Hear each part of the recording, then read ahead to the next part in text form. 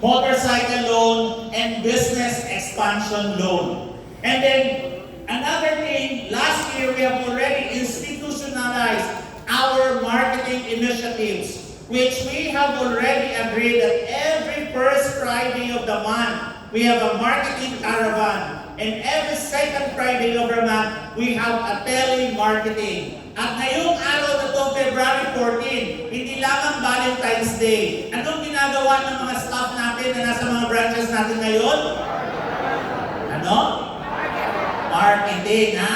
Kaya mamaya, instead of texting your girlfriend, no, i-text niyo yung mga senior account officer niyo kung ano na ang result ng ating marketing initiative sa branches. And then last, and of course, we have also an online document library, no? Because what we want every time na mag-visit ang ating mga area managers, mga regional managers, and operations manager, they will provide a mentoring session to continually build the capacity of our people through yung mga mentoring session na ginagawa.